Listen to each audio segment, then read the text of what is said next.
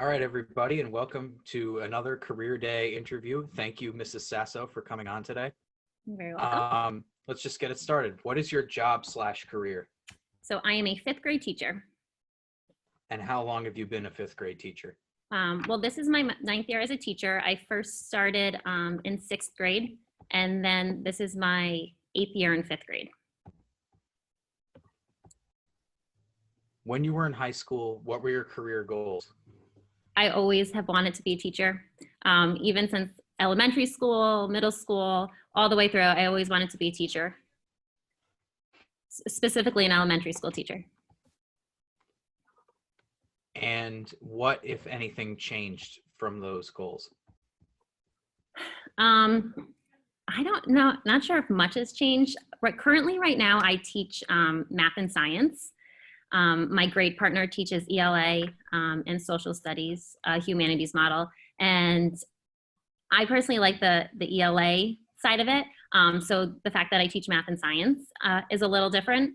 But other than that, not much has really changed. I really enjoy what I do. Yeah, I have two parents who are teachers. My dad teaches English on the college level. Oh, wow. And my mom teaches ESL for, I believe it's middle schoolers. Oh, that's awesome. Did you study any specific subjects or participate in any specific activities during high school that helped you find teaching? In high school, I did take child development with Mrs. Anderson. I'm not sure if she's still there. She's still there. She is, yeah. So I did.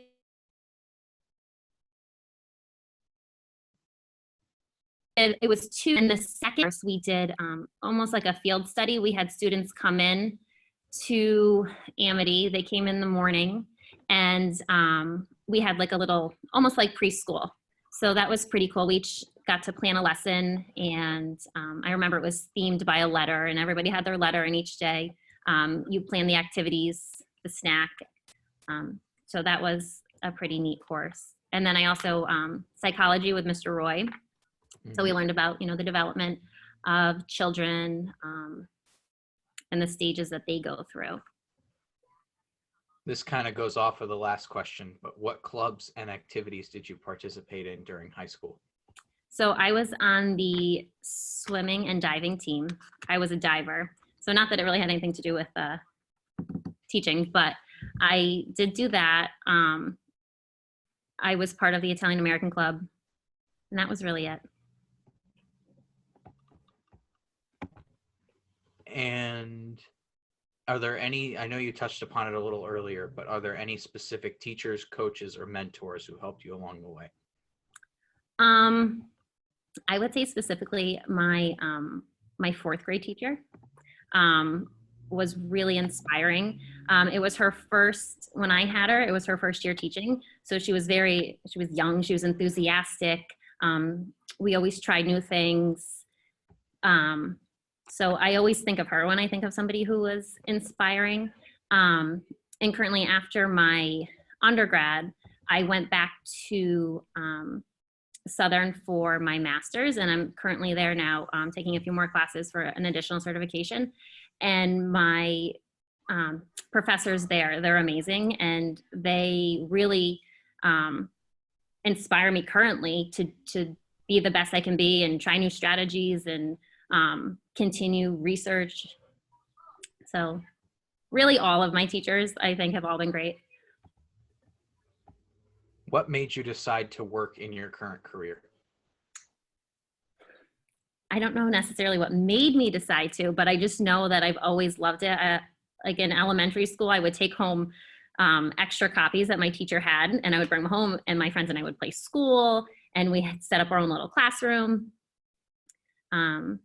I think I just always loved school, and I loved going to school, and I always enjoyed all of my teachers. So I think that that's kind of what drove me to become a teacher, because I had such positive influences and positive experiences from elementary school all the way up to high school and college and postgraduate. And you were just talking about Southern, but where did you go to prepare for this job? So I started off at the University of Rhode Island, and I went there for a year and a half. And I did major in elementary ed and psychology there. But then after a year and a half, I decided that I wanted to come home, and I transferred to Southern. I felt that I knew I wanted to teach in Connecticut, and going to a state school in Connecticut made it a little bit easier for me with certifications, and knowing what Connecticut expected as a teacher. So that's why I decided to transfer. And so then I finished my undergraduate there. I got a bachelor's in elementary ed and psychology. And then I went back to Southern, and I have my remedial reading certification. So I got my master's in that. So I could technically be a reading specialist. And right now I'm currently taking additional classes for my reading consultant certification. Tell us about an average day on the job. Average day now is very different than what it has been the past few, like 8 other years. But typically our school is run on it's an intermediate school. I work at Kerrigan in West Haven. It's a 5th and 6th grade school. And West Haven, the elementary schools, there's 6 different elementary schools. So kindergarten through 4th grade, and then in 5th grade, the whole town comes to one school. So we have 20 5th grade classes, 20 6th grade classes. And we run on an 8-period schedule. So the kids will come in the morning. They have homeroom. And usually they'll be with, my homeroom kids will be with me for 2 periods of math, a period of science, and then my grade partner and I switch, and I see her homeroom, and I'll teach my math lesson and science lesson again, and then she'll teach her humanities lesson again to my students. So that's a typical day. We usually have a period of SRBI, so some students will get pulled for extra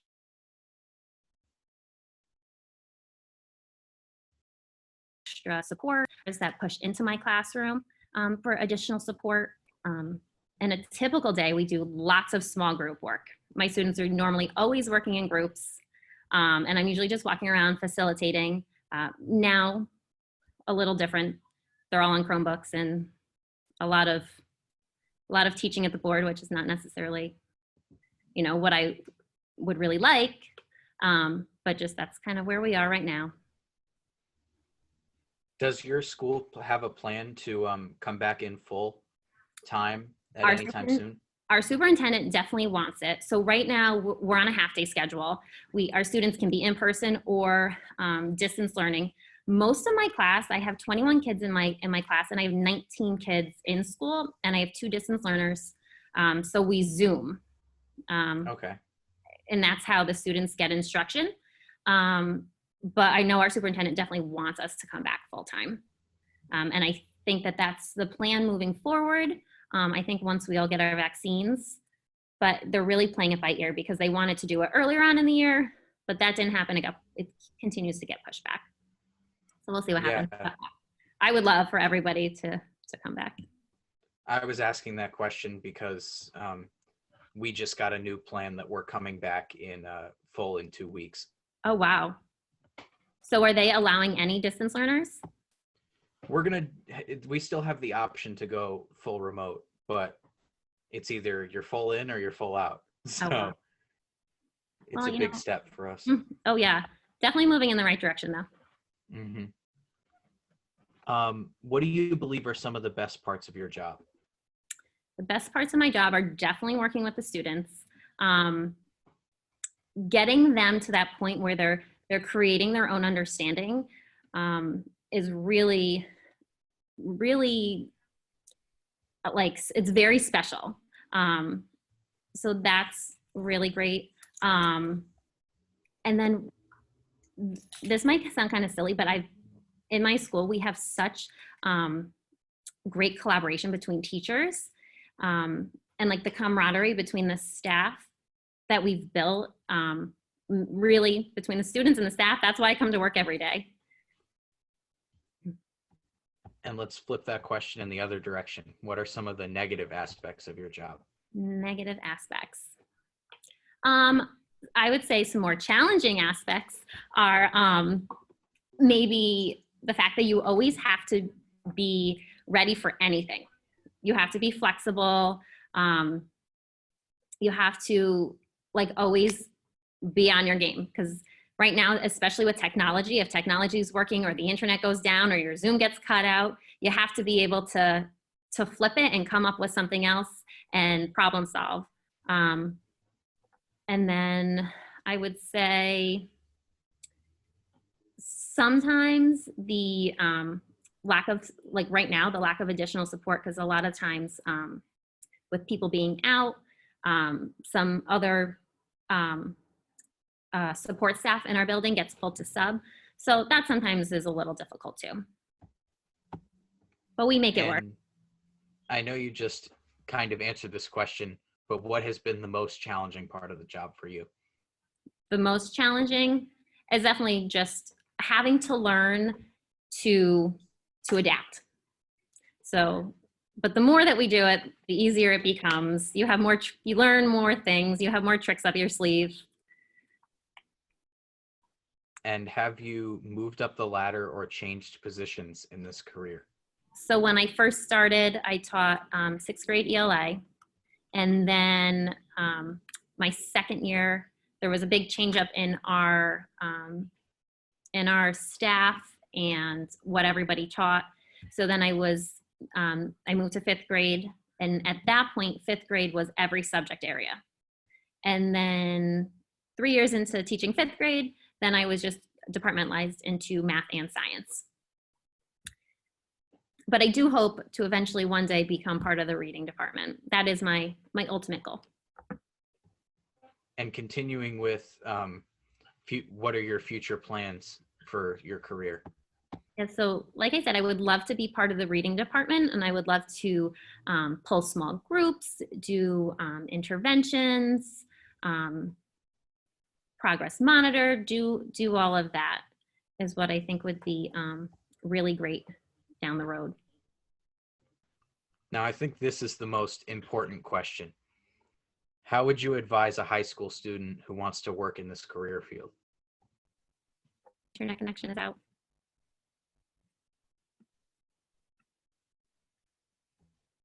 I don't know if you can hear me, but my internet is cut out. I can't hear you. I'm sorry. All right, I'll just repeat the question again. Okay. How would you advise a high school student who wants to work in this career field? I would say just go for it. It's definitely not a 9-to-5 job. There are definitely some days of some early mornings, late hours, working on the weekend, taking work home, correcting, planning, but it's definitely 100% worth it. So I say go for it. It's a lot of work, but it's definitely rewarding. And what do you believe are the top 3 skills needed to succeed in this career? Top 3 skills. I would say, maybe they're more characteristics, but I would say you need patience. Mm-hmm. Definitely need patience. You need to be flexible, because that's when you have to adapt to whatever comes your way. When things are not going your way or what you've planned, you could have a beautiful lesson plan and then it just doesn't work. And then you need to be able to collaborate. You have to rely on other teachers, your grade partners, because they'll get you through. And I know that there's going to be an obvious answer to this question, but I'm interested to see if there's anything else. Is there anything you do as a part of your job that you didn't anticipate? Anything that I didn't anticipate. I don't know. I mean, I guess just, I feel like I knew that it was not a 9-to-5 job, but I don't know. That's a tough one. Mm-hmm. I don't think so. What were you thinking I was going to say? Teaching on Zoom and doing all the distance learning stuff. Obvious. Yes. Yeah. Teaching on Zoom, teaching half days, taking a mask break, telling kids to, make sure their mask is over their nose and their mouth. Yeah. Keep your distance. How has your career changed since you started working as a teacher? How's it changed? Well, the curriculum is constantly changing. New research-based practices keep coming out, and from the curriculum that I taught my first year in fifth grade to the curriculum that I'm teaching now is very different, and every year it's evolved and changed, and um, so that's changed. Even the way our schedule has gone has changed. I mean, when I first started teaching fifth grade, I taught all subject areas, and now I'm only teaching 2 subjects. So it's always changing. Do you prefer to teach all subject areas or just the two of them? You know, I really, there's pros and cons to both. I really liked teaching all subject areas. Um, and when I taught all subject areas, I had my students for the whole day. So I was kind of able to, if I needed to, you know, take a little bit of time for math to do a little bit of ELA, I could, you know, take it from the next day. Or if I needed to change my schedule around just a little bit to make it work, that I liked that aspect of it. And I liked being able to teach all subject areas, but the fact that now I can focus a little bit more on math, I can focus a little bit more on science and planning, and making those lessons more engaging and making them more, you know, focused. Whereas now I don't have to focus on so many subject areas and planning. Well, that's all the questions I had. All right. Thank you, Mrs. Sasso, for your time today. Oh, well, thank you for interviewing me. This was fun. And I hope that after this, the students decide to check out some more of these. Awesome. Thank you so much. Thank you. All right.